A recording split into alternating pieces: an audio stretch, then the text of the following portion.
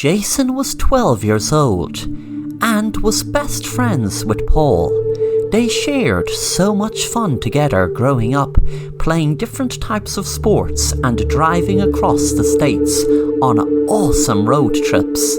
They had so much fun, but one unfortunate night they were drinking and driving and their car crashed. The car was involved in a hit and run and the other car seemed to be in a very bad way. Jason knew if he stayed longer in the car, the police would arrive and he could get arrested for manslaughter or whatever crime it was to kill someone in a car crash under the influence of alcohol. He knew he wasn't driving, but still he didn't take the risk. He walked out of the car stunned to see his best friend dead at the steering wheel. He glanced at the other car, and they also definitely seemed to have been killed. Jason ran and ran into the woods. Suddenly Jason woke up in a cold sweat. It was a Monday, so he had school. He got out of bed and looked in the mirror. He was relieved it was all a dream. But that day in school he seemed distant, thinking of the dream, feeling so real. He realized him nor his best friend Paul drove. They were only 12 years old. In the dream they must have been at least 18. That day walking home, Paul noticed Jason wasn't feeling himself and asked Jason was there something bothering him. Jason told him that he just had a bad dream. Paul said, "Well, at least it's a dream and we are both okay now." Jason said yeah. Then realized Paul said at least we are okay. Jason had not told Paul the dream was about them. Jason was confused and asked Paul how did he know the dream was about them. Suddenly Paul took out a knife and stuck it in his best friend, Jason, and said, "Because I can see the future, you left me there to die." Jason felt the knife go into him and fell down on the ground and bled to death.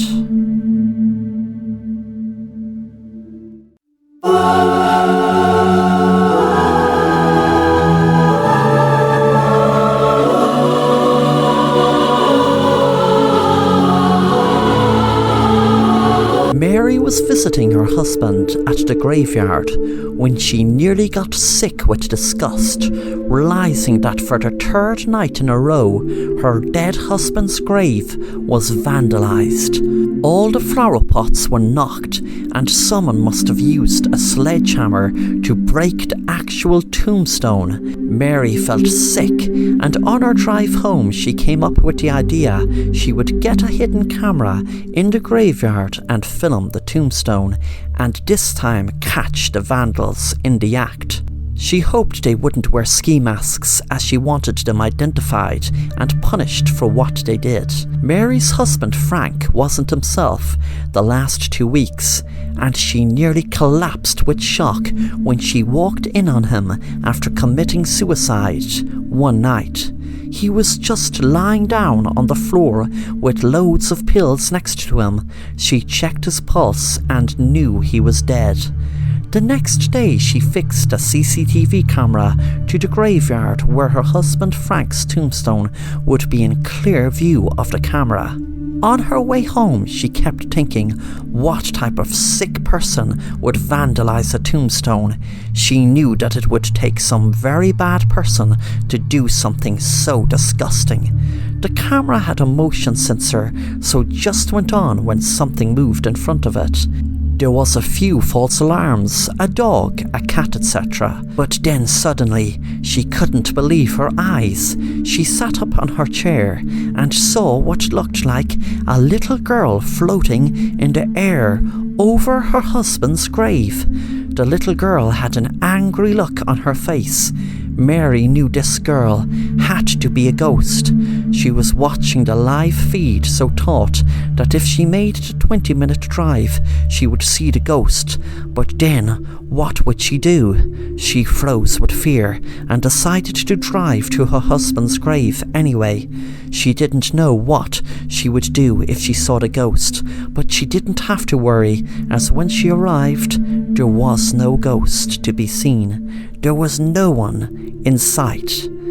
Back home when she was in bed, she had noticed something strange right beside her in the bed that wasn't there before. It was her husband's journal. Mary knew he wasn't himself, since 2 weeks ago he came back from work and just sat down on the sofa one night as if he was in a daze. She read his journal, which read, "I can't live with myself after running over this poor little girl. It was an accident, of course. I didn't want to kill anyone, but I see her face wherever I go. At work, in bed, playing golf, everywhere. I need to end this now. I need to end the pain." Mary now realised why Frank was so distant over the last few weeks. Suddenly, a cold shiver ran up her spine, knowing her husband killed himself over guilt of running over a little girl. She remembers reading about it in a newspaper. Then suddenly, the little girl floated into her room through the glass without even breaking it. Mary froze in fear, wondering what was going to happen next.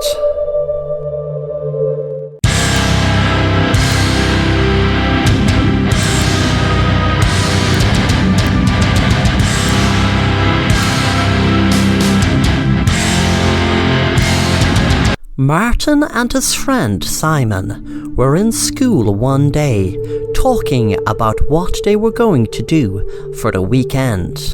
They both decided on going to a local abandoned asylum.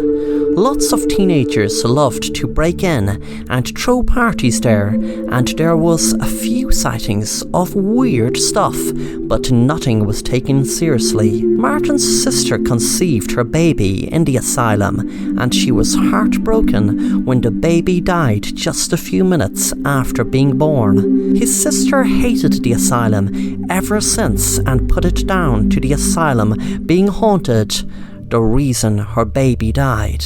That night when Martin and Simon ventured into the asylum, they were pretty spooked out by the surroundings.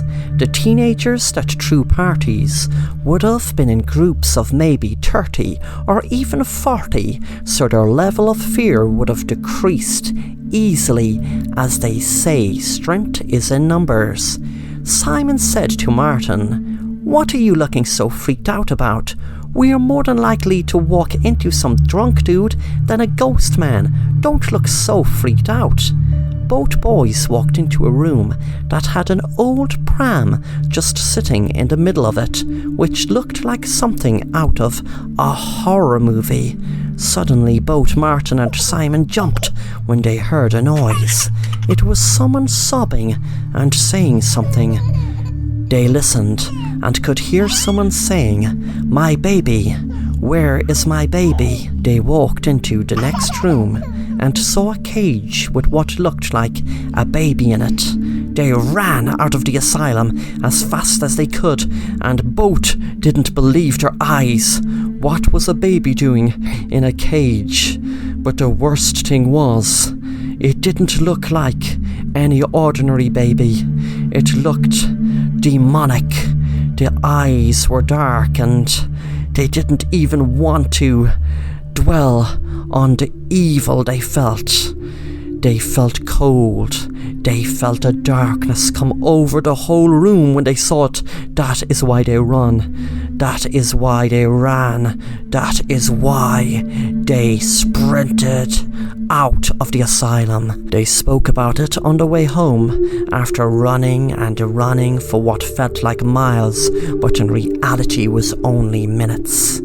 That night when Martin was in bed, he thought he heard a noise, so he put on the light, and to his shock, he saw a pram sitting in his room. He walked over to it, and suddenly there was a knife from the pram stabbed him. He fell down on the ground, and a cage fell down around him.